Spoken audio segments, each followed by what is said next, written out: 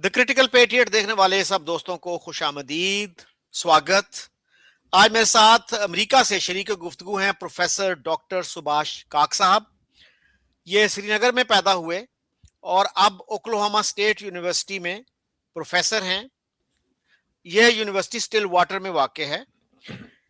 America के अलावा India, Europe और ऑस्ट्रेलिया में भी पढ़ा चुके हैं and he has written over 30 books और आर्टिफिशियल इंटेलिजेंस इनका खास मैदान है। प्रोफेसर साहब, ब्रीफली अपने बारे में बताइएगा। श्रीनगर से आप किस उम्र में निकले और फिर इंडिया में क्या पढ़ाई की, फिर आपने अमेरिका में क्या कुछ किया, और आर्टिफिशियल इंटेलिजेंस के बारे में, इसके फ्यूचर के बारे में भी ब्रीफली बताइएगा। थैंक यू मुझे अपने शो पे बुलाने के लिए। मेरा जन्म श्रीनगर में हुआ और मेरी पढ़ाई छोटे छोटे गांवों में हुई। कश्मीर के जम्मू में और लद्दाख में भी 2 साल मैं स्कूल में था। उसके बाद मैंने इंजीनियरिंग श्रीनगर से की और पीएचडी आईआईटी दिल्ली से की। और उसके बाद मैं कुछ साल आईआईटी में मैंने पढ़ाया और फिर मैं अमेरिका चला आया, जहां मैं कई सालों से पढ़ा रहा हूँ। 46 सालों से पढ़ा रहा हूँ। और मेरा जो रिसर्च एरिया है वो आर्टिफिशियल इंटेलिजेंस है। और इसमें 1995 में जो आजकल के आर्टिफिशियल इंटेलिजेंस सिस्टम्स हैं, जिनको LLMs कहते हैं, लार्ज लैंग्वेज मॉडल्स कहते हैं, ये न्यूरल नेटवर्क्स पे बेस्ड हैं। तो 95 में मुझे एक पैटेंट मिला न्यूरल नेटवर्क्स पे, जिसके बेसिस पे लेट 90s में जो आजकल के AI सर्च इंजिन्स हैं, उसमें से सबसे पहला सर्च इंजन हमारा ही निकाला हुआ था, मेरे पैटेंट के बेसिस पे। तो मैं AI में शुरू से रिसर्च करता आ रहा हूँ, और आजकल भी कि इनकी लिमिटेशंस क्या हैं और इनका असर पूरी दुनिया की इकोनॉमी में क्या होगा।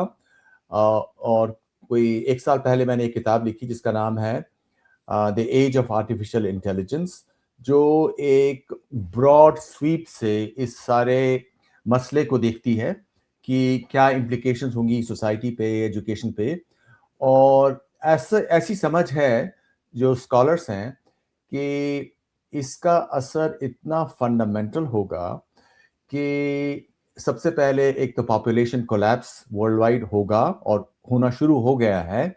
और कुछ एस्टिमेट्स तो ये हैं कि अगले 200-250 साल में दुनिया की जो आबादी है वो आजकल की आबादी से 1/80th, लगभग 100 टाइम्स कम होगी जो आजकल की आबादी है, जिसको हम इमेजिन भी नहीं कर सकते हैं कि इतनी पॉपुलेशन कैसे घटेगी। तो ये सब चीज़ें हो रही हैं और जॉब्स चली जा रही हैं। अमेरिका में आजकल कई शहरों में शहर क्यों, सब जगह आप देखेंगे फुली सेल्फ ड्राइविंग कार्स चल रही हैं। टैक्सीज भी मिल रही हैं कई शहरों में जो फुली सेल्फ ड्राइविंग है। और जो ये ट्रांसपोर्टेशन सेक्टर ही है वो किसी भी डेवलप्ड इकोनॉमी का लगभग 20% होता है। तो अगर 20% जॉब चली जाएं, और फिर दूसरे अब देखिए टीचिंग जॉब्स हैं, उसमें आपको इतने प्रोफेसर्स की ज़रूरत नहीं, मास्टर्स की ज़रूरत नहीं, तो वो भी चली जाएंगी। और अन्य जॉब्स भी जो हैं उन पे भी ज़बरदस्त असर होगा। तो इन सब चीज़ों को मैंने अपनी किताब the age of artificial intelligence में डिस्कस किया है। और इसमें जो कॉन्वर्सेशंस इस समय साइंटिफिक या टेक्निकल कम्युनिटी में होती रही हैं, उनका मैं भी शिरकत करता हूं। तो ये मेरा अच्छा बैकग्राउंड है। अच्छा प्रोफेसर साहब, वेरी इंप्रेसिव बैकग्राउंड डेफिनेटली। तो सर्च इंजन जिस पे आपने काम किया वो कौन सा था? गूगल है ना इस वक्त सबसे मशहूर सर्च इंजन। हाँ, उसका नाम हमने उस वक्त रखा था unwish.com। और मैं आपको एक लिंक भेज देता हूं जिसमें आप इसकी पूरी कहानी भी पढ़ सकते हैं।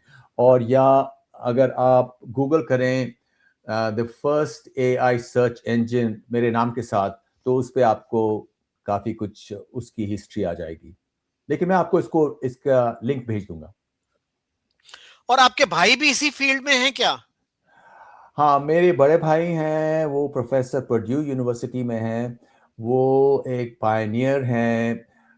जो टोमोग्राफी होती है, जो मेडिकल इमेजिंग होती है इस समय 3 डिमेंशनल, जो कि बिल्कुल बेसिस है आजकल की क्लिनिकल वर्क का, उसके एक पायनियर हैं। उनके कई फंडामेंटल पैटर्न्स हैं और हाँ, मेरे भाई भी इसी फील्ड में काम करते हैं। So family of high achievers. और मेरी 2 बहनें हैं, वो भी प्रोफ़ेसर्स हैं और मेरा जो छोटा भाई है वो भी एक प्रोफ़ेसर और हेल्थ हेल्थ फील्ड में माना जाना रिसर्चर है। So a family of high achievers truly. My compliments on that. अच्छा सर, आर्टिफिशियल इंटेलिजेंस में इस वक्त जहां तक मेरी मालूमात हैं, अमेरिका और चाइना बहुत आगे हैं। और चाइना ने पिछले 15-20 साल में बहुत इन्वेस्टमेंट की है अपनी यूनिवर्सिटियों में, और उनकी यूनिवर्सिटियों की रैंकिंग बहुत बेहतर हुई है। और आर्टिफिशियल इंटेलिजेंस में तो कुछ रैंकिंग्स ऐसी भी हैं कि अगर आप ये लिखें, गूगल करें कि टॉप 100 यूनिवर्सिटीज फॉर आईटी, तो उसमें शायद 50 से ज्यादा चाइना की आ जाएं। तो इसको कैसे देखते हैं, और इंडिया कहां खड़ा है इस मैदान में? चाइना ने सचमुच पिछले 15-20 साल में बहुत तरक्की की है, एआई और साइंस में इन जनरल। अगर आप वर्ल्ड की 100 टॉप यूनिवर्सिटीज़ देखें तो उसमें शायद 10-15 इस वक्त चीन की हैं, जो कि काफ़ी लॉडेबल, तारीफ़ की बात है कि उन्होंने इतनी तरक्की की है। एक वजह कि उन्होंने एआई पे इतना ज़ोर दिया है, वो ये है कि जो चाइना की पॉपुलेशन है, अगले 70 साल में ये एस्टिमेट है, वो घट के आजकल के मुकाबले में 1/4 हो जाएगी। अगर इस वक्त 1.4 बिलियन चाइना की आबादी है, तो एस्टिमेट है कि इस सेंचुरी के एंड में उनकी पॉपुलेशन केवल 350 मिलियन रह जाएगी। तो इसलिए उनको अपनी इकोनॉमी को खड़े रहने के लिए बहुत ज़रूरी है कि वो रोबोट्स का इस्तेमाल करें और एआई का इस्तेमाल करें। तो ये एक उनका बेसिस है इसको यूज़ करने का। लेकिन मेरी अपनी पर्सनल समझ में है कि हाँ, उन्होंने बहुत तरक्की की है, लेकिन अभी अमेरिका की पोज़ीशन तक नहीं पहुँचे हैं बिल्कुल, लेकिन काफ़ी नज़दीक हैं। और जहाँ तक हिंदुस्तान का सवाल है, हिंदुस्तान ने क्या किया है कि उन्होंने ये फ़ैसला किया है, स्ट्रैटेजिक फ़ैसला किया है कि हम अमेरिका और वेस्ट की इकोनॉमी से जुड़े रहेंगे। तो वेस्ट की जो सबसे बड़ी कंपनीज़ हैं, जैसे आप गूगल को देखिए, एप्पल को देखिए, अमेज़न को देखिए, इसके 2 पहलू हैं। एक तो वेस्ट की जो टेक्नोलॉजी कंपनीज़ हैं, उनमें से ज़्यादातर सीईओज़ हैं, वो हिंदुस्तानी हैं। और दूसरा पहलू ये है कि जो इनके रिसर्च सेंटर्स हैं, वो हिंदुस्तान में हैं। हर एक बड़ी-बड़ी कंपनी है, उनके अमेरिका को छोड़ के सबसे बड़े रिसर्च सेंटर्स जिसमें हज़ारों साइंटिस्ट काम करते हैं, वो हिंदुस्तान में हैं। तो ये एक हिंदुस्तान ने पॉलिटिकल डिसीजन लिया है कि हम कम्पीट नहीं करेंगे।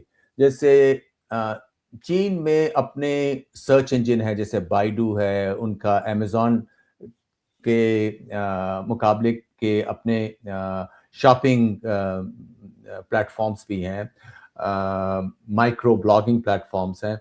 हिंदुस्तान ने ये स्ट्रैटेजिक फ़ैसला किया कि हम अमेरिका या वेस्ट की इकोनॉमी से ही जुड़े रहेंगे। और हो सकता है, मेरी अपनी समझ ये है कि उन्होंने इसलिए फ़ैसला किया कि पॉलिटिकली उनकी ये समझ रही कि पॉलिटिकली पुशबैक नहीं होगा अगर हिंदुस्तान भी अपना गूगल के मुकाबले में या ट्विटर के मुकाबले में अपने इंजन्स बनाए, तो पॉलिटिकल पुशबैक होगा। और ख़ास तौर पर इस वक्त ट्रंप की एडमिनिस्ट्रेशन में, जो कि काफ़ी कुछ नेशन सेंट्रिक है, नेशनलिस्टिक है अमेरिका के लिए, और जहाँ के प्रेसिडेंट ट्रंप ने ये भी कहा है कि जो भी मुल्क अपनी करेंसी को यूज़ करने की कोशिश करे या ब्रिक्स की करेंसी को यूज़ करने की कोशिश करे, तो अमेरिका उसको एक्सेप्ट नहीं करेगा। तो पॉलिटिकल ये डिसीजन है।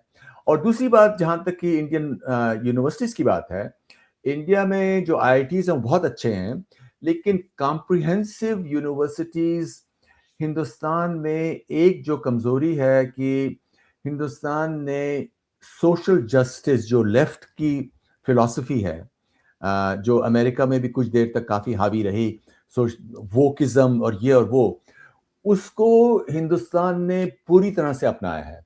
तो हिंदुस्तान में बहुत कुछ कोटा और रिजर्वेशन का रजीम है, जो कि हिंदुस्तान में जहां तक कि एक्सेलेंस का सवाल है, उसको नुकसान पहुंचाता है।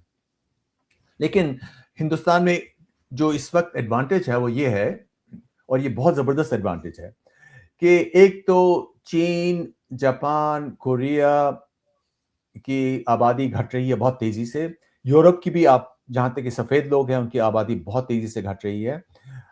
अमेरिका में भी ज्यादा जो पॉपुलेशन है स्टेबल, वो इमिग्रेंट्स की वजह से है।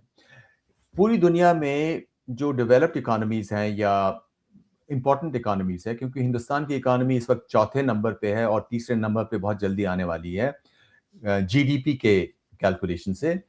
तो इन सब में सिर्फ हिंदुस्तान में ही डेमोग्राफिक एडवांटेज है। बाकी मुल्कों की आबादियां घट रही हैं तेजी से। हिंदुस्तान की आबादी, ये एस्टिमेट है, अगले 10-15 साल तक थोड़ी बढ़ेगी या स्टेबल रहेगी, और उसके बाद ही घटनी शुरू हो जाएगी। तो ये जबरदस्त एडवांटेज है। इसलिए जो सारी दुनिया के पावरफुल इकोनॉमीज हैं, उनको इस वक्त एक तो कंजम्पशन के लिए, कंज्यूमर्स के लिए हिंदुस्तान पे डिपेंड करना है। वो चाहते हैं कि उनके प्लांट्स, फैक्ट्रीज हिंदुस्तान में बने, या हिंदुस्तान के साथ वो कॉम्बिनेशंस करें। और दूसरा कि उनको जो मैन पावर की जरूरत है, ट्रेन्ड मैन पावर की जरूरत है, वो उनको सिर्फ हिंदुस्तान से मिल सकता है। कुछ देर तक चीन से भी मिलता था, लेकिन अब चीन की पॉपुलेशन घटनी बहुत तेज शुरू हो गई, और क्योंकि चीन इस वक्त अमेरिका का राइवल है, नंबर 2 है इस वक्त, उतनी उतना वेलकम चीनियों लोगों को नहीं है अमेरिका में। इसलिए हिंदुस्तान को ये एडवांटेज है। तो कुछ कमजोरियां हैं, जैसे मैंने आपको बताया, पॉलिटिकल डिसीजंस है उसके पीछे। और दूसरा लेकिन बहुत पावरफुल एडवांटेज है, जो हिंदुस्तान का इन्फ्लुएंस बढ़ाता ही जाएगा कुछ अगले सालों तक। अच्छा प्रोफेसर साहब, अमेरिका में चंद नाम तो बहुत मशहूर हैं जो इंडियन बैकग्राउंड के लोग हैं, जैसे सुंदर पिचाई हैं, सत्या नडेला, अरविंद कृष्ण। इसके अलावा कौन से लोग हैं इस वक्त जो प्रोमिनेंट पोजीशन में हैं? सुंदर पिचाई तो पीपल नो कि गूगल के सीईओ हैं, और सत्या नडेला जो हैं वो चेयरमैन और सीईओ हैं माइक्रोसॉफ्ट के, और अरविंद कृष्ण जो हैं वो चेयरमैन और सीईओ हैं आईबीएम के। These are very prestigious positions. अगर आप सबसे बड़ी 20 या 25 टेक कंपनीज को देखें, उन 25 में से शायद 18-20 हिंदुस्तानियों के हैं, उनके नाम हैं। तो जैसे एडोबी, आईबीएम, जो अरविंद कृष्णा है वो आईबीएम के थे, और कई नेटवर्क की कंपनीज हैं, एआई की कंपनीज हैं, नई कंपनीज भी हैं, पुरानी कंपनीज हैं। इन सब के सीईओ, सबका मतलब, जैसे मैंने आपको बताया, 25 या 30 में से शायद 20 हों जो हिंदुस्तानी हैं। तो हिंदुस्तानी सब जगह फैले हुए हैं। हिंदुस्तानी, जैसे आपको मालूम है, अमेरिका में सबसे ज्यादा खुशहाल कम्युनिटी है। हिंदुस्तानियों का पर कैपिटा इनकम शायद सफेद लोगों के मुकाबले में दुगना है। और सिर्फ टेक ही को नहीं देखिए, जो बाकी अलग भी प्रोफेशंस हैं, जैसे आप मेडिकल को देखिए, मेडिसिन को देखिए, जर्नलिज्म को देखिए, किसी भी प्रोफेसर्स, किसी भी डिपार्टमेंट के, बिजनेस को देखिए, जहां तक कि स्ट्रैटेजी है कि किस तरीके से किया जाए, इन सब में हिंदुस्तानी सबसे आगे हैं। और ये भी मजेदार बात है कि अगर आप जर्मनी को भी देखें, क्योंकि जर्मनी की तो जबान अपनी अलग है, वहां पे भी सबसे खुशहाल जो कम्युनिटी है वो हिंदुस्तानियों की है। ब्रिटेन में भी वही बात है। तो इसलिए हिंदुस्तानी एक सेंस में अपने आप को प्रोजेक्ट कर रहे हैं कि वो एक वर्ल्ड लीडिंग कम्युनिटी है, क्योंकि वो अमेरिका में बैठ के इन इंडस्ट्रीज को लीड करके हिंदुस्तानी एंगल से लीड नहीं कर रहे हैं, लेकिन वर्ल्ड एंगल से लीड कर रहे हैं, किस तरीके से वो आगे ही बढ़ते रहेंगे। तो उस तरीके से हिंदुस्तान वर्ल्ड इकोनॉमी में प्रॉपरली इंटीग्रेट हो चुका है, एटलीस्ट पर्सनल लेवल पे। पॉलिटिक्स तो दूसरी बात है, लेकिन पॉलिटिक्स में भी, जैसे मैंने आपको बताया, जो इंडियन एलीट्स हैं उनका अपनी कैलकुलेशन ये है कि उनके लिए ये बेहतर है कि वो अमेरिका के साथ जुड़े रहें, लेकिन तब भी अपने लिए कुछ सॉवरेंटी के लिए इंडिपेंडेंस बरकरार रखें। तो अभी आपने देखा होगा कि पिछले ही हफ्ते प्रेसिडेंट ट्रंप ने अनाउंस किया कि हिंदुस्तान का जो अंबानी ग्रुप है, वो अमेरिका की सबसे बड़ी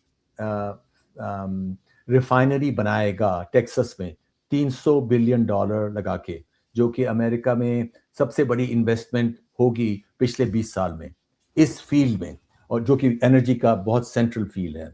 तो ये सब चीज़ें मुझे लगता है और बढ़ेंगी, और इसमें इसके अब इम्प्लीकेशंस हो सकता है कि हिंदुस्तान में भी मल्टीप्लिकेटिव रहें, कि ये जो बड़ी कंपनीज हैं वो और एक्सपैंड करेंगी, इसलिए कि कंज्यूमर्स हिंदुस्तान में हैं और हिंदुस्तान में इंजीनियरिंग रिसर्च करना और प्रोडक्ट बनाना अमेरिका के मुकाबले में बहुत सस्ता है। तो ऑन ए कॉस्ट बेसिस ये उनके लिए लॉजिकल चीज है कि वो हिंदुस्तान की ओर जाएं।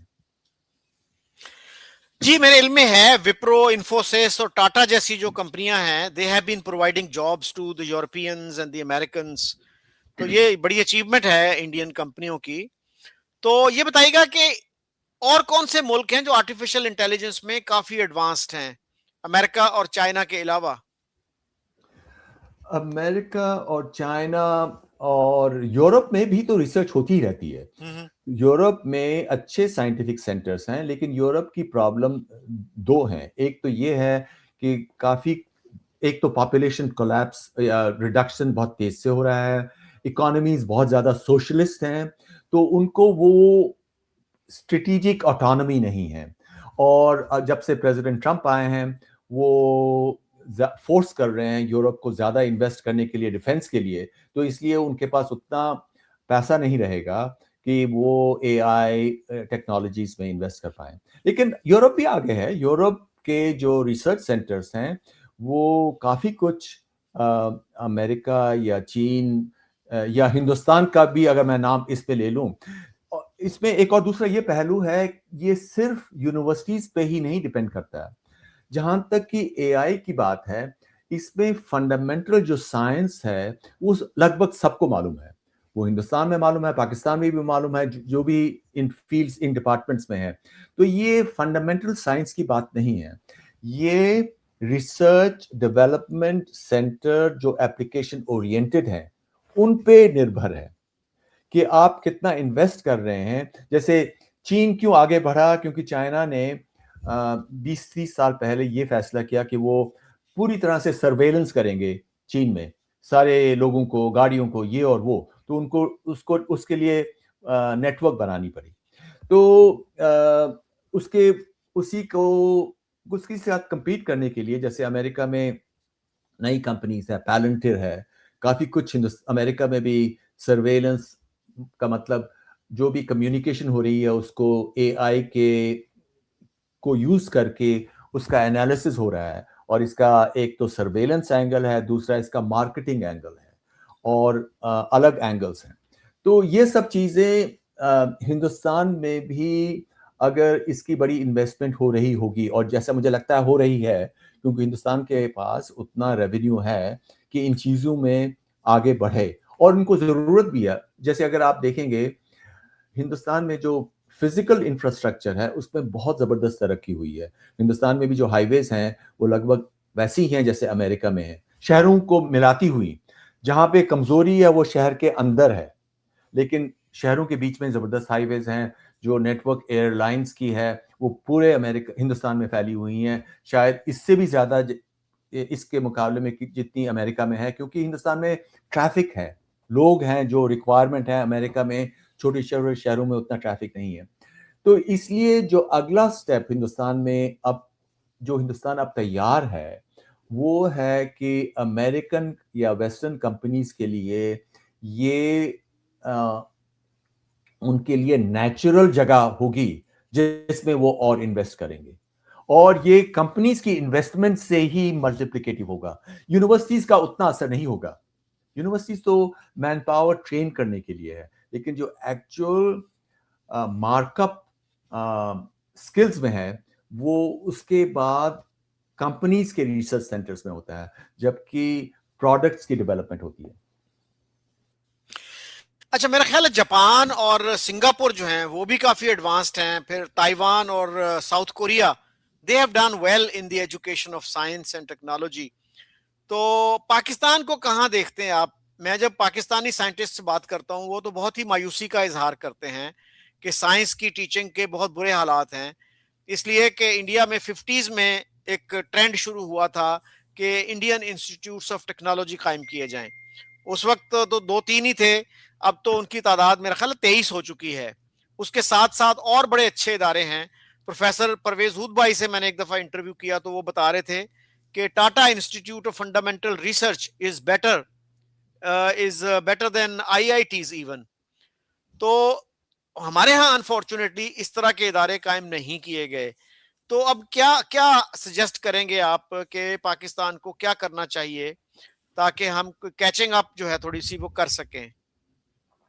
देखिए, ये बहुत पेचीदा मसला है। वो इसलिए है कि जो यूनिवर्सिटीज़ पुराने ज़माने में फ़ोकस किया करती थीं, जैसे फ़िज़िक्स पे, केमिस्ट्री पे, वो इस समय सेंट्रल टेक्नोलॉजी के एरियाज़ नहीं हैं जिसमें प्रॉफ़िट्स हो रहे हैं। वो फ़ील्ड आजकल एआई है। तो अब यूनिवर्सिटीज़ क्या करें? अगर आप फ़िज़िक्स में बेस्ट लोग भी ले आएँ, जैसे पाकिस्तान में किसी यूनिवर्सिटी में, तो उनके लिए स्टूडेंट्स नहीं होंगे। क्यों नहीं होंगे? क्योंकि चाहे वो पाकिस्तान हो, हिंदुस्तान हो, चीन हो, क्योंकि उनके लिए जॉब्स नहीं होगी इसके बाद कि उनको अपनी डिग्री मिल चुकी है। तो इसलिए जो कॉम्प्लिकेशन है पाकिस्तान के लिए वो ये है कि हम कैसे लोगों को अपस्ट्रीम ले आएँ अपने यूनिवर्सिटीज़ में, लेकिन अगर वो आ भी जाएँ, तो उनको नौकरी नहीं मिल रही है और उसके बाद उनके लिए मसला ये होगा कि वो उसके बाद अमेरिका या यूरोप कैसे चले जाएँगे। और उनके लिए जो पाकिस्तान में उन्होंने पढ़ा होगा, वो एक डिसएडवांटेज रहा होगा कि उन्होंने 4 साल खो दिए। उन 4 सालों में अगर वो सीधे यूरोप या अमेरिका गए होते, तो उनको डिग्री भी मिल गई होती और उनको इमिग्रेशन स्टेटस भी मिल गया होता। तो ये एक विशियस साइकिल है, कार्ट बिफोर द हॉर्स, कि आप किसको आगे ले आएं। तो ये विशियस साइकिल है। इसलिए पाकिस्तान को यूनिवर्सिटी को एक अगले स्टेटस पे ले आना आसान बात नहीं है। एक बहुत ज़बरदस्त इन्वेस्टमेंट की ज़रूरत होगी जो इस वक्त पाकिस्तान के पास है नहीं। पाकिस्तान के पास फॉरेन एक्सचेंज नहीं है कि वो एक बिग टाइम हायर एजुकेशन में इन्वेस्ट करें, और करे भी। और अगर उनके पास होता भी, इसका फ़ायदा भी नहीं होगा, क्योंकि फ़ायदा जैसे मैं आपको बता रहा था, यूनिवर्सिटीज़ में तो सिर्फ बेसिक एजुकेशन है जो अल्टीमेटली यूनिवर्सिटी एजुकेशन के बाद, जैसे जितने भी आप सैकड़ों 20, तो टॉप 30 में से अगर 20 सीईओज हैं, टॉप 100 में से 50 या 60 सीईओज होंगे। ये इसलिए हैं कि उन्होंने पढ़ा हिंदुस्तान में तो बेसिक एजुकेशन की होगी, लेकिन इनके जो स्किल्स हैं वो वेस्टर्न कंपनीज में आए। और इसलिए तो ये चैलेंज रहेगा, अगर पाकिस्तान में बेस्ट यूनिवर्सिटीज भी हों, उनके पास वो कंपनीज पाकिस्तान में लोकेटेड नहीं होंगी जिनमें वो ट्रूली ये स्किल सेट्स को आगे बढ़ा सके अपने लिए। तो ये एक चैलेंज रहेगा। मुझे ये ऐसा नहीं लगता कि इसका सोल्यूशन पाकिस्तान के पास आने वाला है नजदीकी टाइम में। अच्छा, तो क्या आप कह रहे हैं कि फिजिक्स के जो ग्रेजुएट्स हैं या मास्टर्स किया है, जिन्होंने पीएचडी की है, उनके लिए भी जॉब्स कम हैं? बहुत कम है। अमेरिका में फिजिक्स के लिए तो है ही नहीं। जो अमेरिका हम्म। में यूनिवर्सिटीज़ भी हैं, उनमें फिजिक्स में 5-10 लोग ही होते हैं ग्रेजुएट पोस्ट ग्रेजुएट प्रोग्राम में, और वो भी खास तौर पे या हिंदुस्तानी या बांग्लादेशी। हिंदुस्तानी अब लोग भी फिजिक्स में नहीं घुसते हैं। बांग्लादेशी या हो सकता है पाकिस्तान के कुछ हों, कुछ और मुल्कों के, इंडोनेशिया के कुछ हों। तो फिजिक्स जैसे प्रोफेशंस तो मैच्योर प्रोफेशंस हैं, उनमें जॉब्स नहीं हैं। जॉब्स कंप्यूटर साइंस में थी, जो भी अब घटनी शुरू हो गई। क्यों? क्योंकि जो आजकल के नए एआई के प्लेटफॉर्म्स हैं जिनको एलएलएम्स कहा जाता है, लार्ज लैंग्वेज मॉडल्स, वो पहले के जो प्रोग्रामर्स 10 में से 9 की जॉब्स को ऑटोमेट कर रहे हैं। अगर कंपनीज को, अमेरिका में भी कंपनीज को 5 साल पहले 10 प्रोग्रामर्स की जरूरत थी किसी टास्क के लिए, अब उनको केवल एक की जरूरत है, जो बाकी 9 का काम एआई एलएलएम्स कर रहे हैं। तो ये भी एक चैलेंज हो रहा है, और ये चैलेंज इसी साल शुरू हुआ है कि लोगों को डर है कि कंप्यूटर साइंस फील्ड में भी जॉब्स मिलना बहुत मुश्किल हो जाएगा। तो आप क्या एडवाइस करेंगे ऐसे लोगों को जिन्होंने रिसेंटली कंप्यूटर साइंस में ग्रेजुएशन की? क्या करें, वो किस तरह से अपने स्किल सेट को इम्प्रूव करें? जैसे वो स्टीव कवी ने कहा था, उनकी जो वो है the 7 habits of highly effective people, तो उसमें एक जो है वो है शार्पन द सॉ, कि अपना स्किल सेट जो है उसको अपडेट करते रहें। तो उसमें क्या एडवाइस करेंगे आप, और कहाँ कहाँ से क्या क्या रिसोर्सेज अवेलेबल हैं इंटरनेट पे या अदरवाइज, के अपने स्किल सेट को इम्प्रूव करें? देखिए, इस वक्त काफ़ी कुछ फ्रीली अवेलेबल है। जैसे स्टैनफोर्ड का भी कई प्रोग्राम्स एआई के हैं, बिल्कुल फ्रीली अवेलेबल हैं, आपको कोई पैसा नहीं देने की ज़रूरत है। तो एक ही तरीके से स्किल सेट्स बढ़ सकते हैं।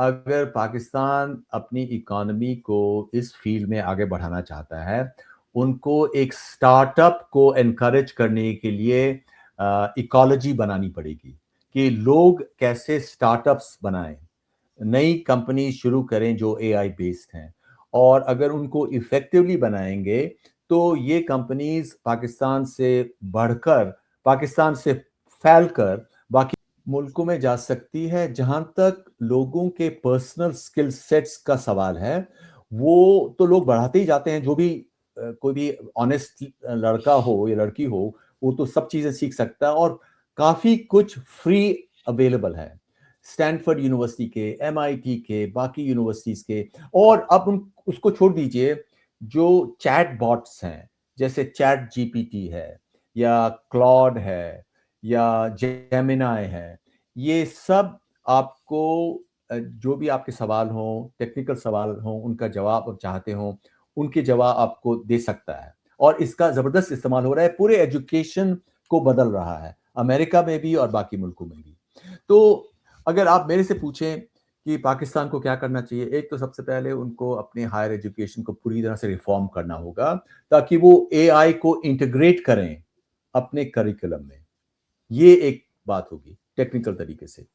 और दूसरा, कि किस तरीके से अपनी इकोनॉमी को ओपन करके बाकी मुल्कों की इकोनॉमी के साथ जोड़ लें, ताकि जो पाकिस्तान का भी डिविडेंड है, जैसे मैंने आपको बताया, हिंदुस्तान का एक ज़बरदस्त एडवांटेज इस वक्त ये है, जिसको डेमोग्राफिक डिविडेंड कहते हैं, कि बाकी डेवलप्ड नेशंस के इकोनॉमी पॉपुलेशन घट रही हैं। हिंदुस्तान केवल एक मुल्क है टॉप 10 में जिसकी आबादी अभी भी बढ़ रही है। पाकिस्तान की भी आबादी बढ़ रही है, और पाकिस्तान की आबादी काफ़ी देर तक बढ़ती रहेगी। और ये एक एडवांटेज भी है और चैलेंज भी है। चैलेंज इसलिए है कि आपने लोगों को जो नए आ रहे हैं उनको रोटी खाना भी देना है, तो वो एक इकोनॉमिक चैलेंज होगा। लेकिन अगर इसको आप पूरी तरह से एक्सप्लॉइट करें कि किस तरीके से आप हाईली ट्रेन्ड वर्कफोर्स निकालें अपने कॉलेज और यूनिवर्सिटी सिस्टम से, ताकि वो यूरोप और अलग मुल्कों में, वहाँ पे जो लोगों की ज़रूरत है, जैसे हिंदुस्तान ये प्रोवाइड कर रहा है इस समय वेस्ट को, और सिर्फ वेस्ट में ही नहीं, इस वक्त हिंदुस्तान के जो इंजीनियर्स हैं, एआई लोग हैं, वो चीन में भी हैं, कोरिया में भी हैं, जापान में भी हैं। तो पाकिस्तान को ये जो तरीका हिंदुस्तान ने अपनाया है, अगर इसकी नकल की जाए, वो पाकिस्तान के लिए भी अच्छी रहेगी। अच्छा प्रोफेसर साहब, एक मसला मेरे ख्याल में ये भी है, एक डिफरेंस जो है इंडिया और पाकिस्तान का, कि इंडिया में मेरे ख्याल में रिलीजन को कोई एम्फेसिस नहीं है एजुकेशन सिस्टम में। हमारे यहाँ जो है रिलीजन को बहुत एम्फेसाइज किया जाता है हमारे करिकुलम में। यानी कंप्यूटर स्टूडेंट्स भी, इंजीनियरिंग के स्टूडेंट भी, मेडिसिन के स्टूडेंट भी, उन सबको भी रिलीजन पढ़ना पड़ता है। इवन एक और सब्जेक्ट है पाकिस्तान स्टडीज, वो भी पढ़ना पड़ता है। बहुत से लोग ये कहते हैं कि भाई स्कूल कॉलेज में जब आपने पढ़ लिया तो ये जो आपकी एक स्पेशलाइज्ड ट्रेनिंग है उसमें तो इस तरह के सब्जेक्ट्स नहीं होने चाहिए। तो इसको कैसे देखते हैं आप? हाँ, जो पाकिस्तान का जो जनरल फोकस रहा है, पाकिस्तान की एस्टैब्लिशमेंट के बाद 1947 के बाद, जो लगता है कि ज़्यादा वो इंडिया सेंट्रिक है, कि इंडिया के काउंटर, और मुझे लगता है वो एक गलत स्ट्रैटेजी है। अगर आप मान लीजिए एक दौड़ में हैं, अगर आप पूरी दौड़ में केवल सिर्फ एक आदमी से दौड़ रहे हैं, तो आप उसी जगह पे रहोगे और उसी के पीछे रहोगे, या हो सकता है थोड़ा से आगे जाओ। अगर आपको दौड़ में जीतना है, आपको बिल्कुल टॉप के लिए एम करने की ज़रूरत है, जो मुझे लगता है पाकिस्तान ने नहीं किया। क्योंकि अगर आप टॉप के लिए एम करना चाहते हैं, तो आपको एजुकेशन को वर्ल्ड लेवल पे ले आना है, और उस वर्ल्ड लेवल पे ले आने के लिए आपको ये देखना होगा कि हमने लोगों के माइंड्स को कैसे ट्रेन करना है, कैसे उनको फ्री करना है। आखिरकार एजुकेशन क्या है? माइंड को फ्री करने का एक तरीका। तो रिलीजन पे ओवर एम्फेसिस, अब ये कहा जा सकता है कि वेस्ट की जो सक्सेस हुई पिछले 2 सदियों में, वो तब हुई जब वेस्ट ने मजहब और एजुकेशन को अलग कर दिया, चर्च एंड स्टेट को अलग कर दिया, तो वो फोकस कर सके तिजारत पे, साइंस पे, और ऐसे सब्जेक्ट्स पे। और हिंदुस्तान में भी ये अलग है। हिंदुस्तान, और मुझे तो ये भी लगता है, मैं हिस्ट्री का भी एक स्टूडेंट हूँ, मैंने हिस्ट्री में भी कई किताबें लिखी हैं। मुझे लगता है कि जो वेस्ट ने किया, जब इसने चर्च और स्टेट को अलग किया, वो रियली हिंदुस्तान का सिविलाइजेशनल आइडिया था। क्योंकि हिंदुस्तान में जहां तक कि रिलीजन की बात है, वो हमेशा प्राइवेट चीज रही है, कि आप किसी चीज में भी फेथ रख सकते हो, आपका जो अपना मजहब है वो कुछ भी हो सकता है। ये ट्रेडिशनल इंडिया है। तो पाकिस्तान, अमेरिका, वेस्ट में बहुत लड़ाइयाँ हुई, बहुत खून खराबा हुआ। उसके बाद 200 साल पहले तो उन्होंने कहा कि अब हम इनको अलग करेंगे, और उससे उनको बहुत फायदा हुआ। और मुझे लगता है कि पाकिस्तान के लिए भी बहुत ज़रूरी है कि वो ऐसा करे, क्योंकि तब तक वो on A efficiency basis compete नहीं कर पाएगा हिंदुस्तान के साथ या चीन के साथ। चीन के साथ ज़्यादा ही मुश्किल है, क्योंकि चीन की जो पॉलिसी है वो मेरिट बेस्ड है, कॉलेजेस में, कंपनीज में। हिंदुस्तान कुछ बीच में है, क्योंकि हिंदुस्तान में जहां तक कि ये जात पात की बात है, वो कॉन्स्टिट्यूशन से, और जो इंडिया की जो पॉलिटिक्स है वो इतनी कॉम्प्लिकेटेड है कि, जैसे कि मैं पहले ही आपको बता रहा था, कि काफी कुछ कोटास जो उन्होंने लगाए हैं वो एफिशिएंसी को नीचे कर देते हैं। लेकिन हिंदुस्तान इतना बड़ा मुल्क है कि उस इनएफिशिएंसीज को इस वक्त वो एब्जॉर्ब कर सकता है, और पाकिस्तान के लिए मुझे लगता है वो बहुत मुश्किल बात है। और पाकिस्तान को एक बहुत डिलिब्रेट फोकस करना होगा कि हम किस तरीके से, जैसे वेमेन को भी कैसे टेक्नोलॉजिकल फोर्स पे ले आ जाएं। नहीं तो आप 50% अगर वेमेन नहीं है, तो आपकी efficiency on A basis of population is only 50%। तो उनको भी आप कैसे जोड़ सकें। तो इन सब सवालों पे पाकिस्तान के जो एलिट्स हैं, उनको सोचना होगा कि आगे रास्ता कैसे मिले कि हम अपने एजुकेशनल सिस्टम को, हायर एजुकेशन को, और उससे जुड़े हुए जो इंडस्ट्रियल सिस्टम है उसको और एफिशिएंट कर लें।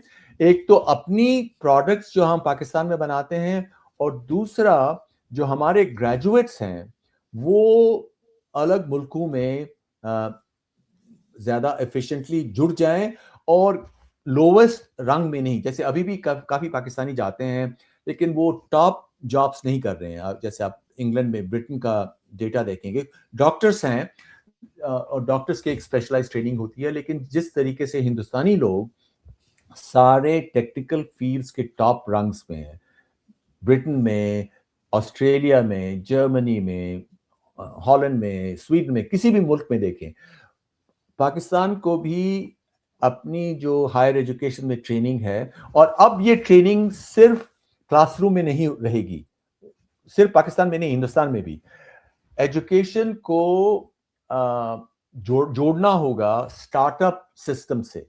हर एक यूनिवर्सिटी के साथ एक स्टार्टअप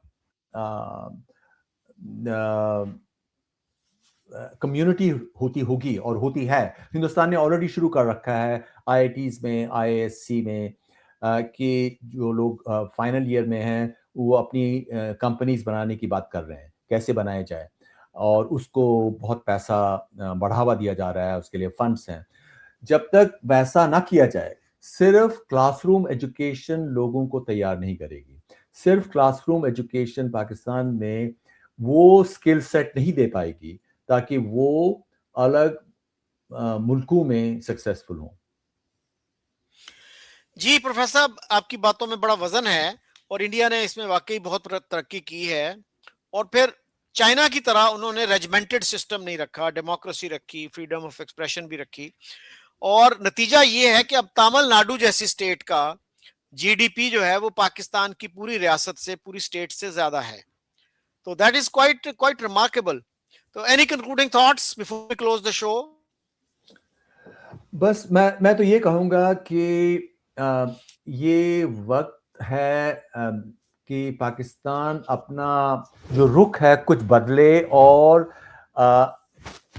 एम्बिशियस हो जाए कि हम सिर्फ हिंदुस्तान के साथ ही मुकाबला नहीं कर रहे हैं, कि हम बेस्ट होना चाहते हैं दुनिया में। जब तक कोई भी इंसान अपने पर्सनल बेसिस पे या मुल्क ऑन ए नेशनल बेसिस ये डिसाइड ना करे कि we want to be the best in the world, वो सेकंड या थर्ड टियर पे ही रहेंगे।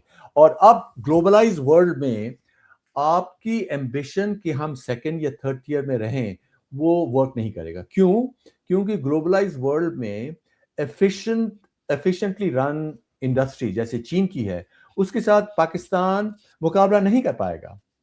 या यूरोप ने अभी देख लिया है, या अमेरिका ने भी देखा है, काफी हद तक यूरोप और अमेरिका भी चीन से मुकाबला नहीं कर पा रहा, तो पाकिस्तान का सवाल ही नहीं।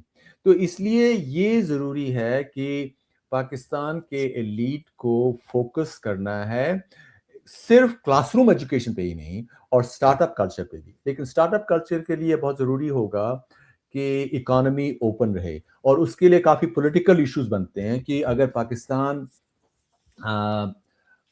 पॉलिटिकली एक्सेप्टेबल, जो पाकिस्तान की पॉलिसीज पॉलिटिकली एक्सेप्टेबल इसके नेबर्स को नहीं हैं, तो जो इसके नेबर्स हैं वो इसको इकोनॉमिक फ्रीडम अपने मुल्कों में नहीं देंगे।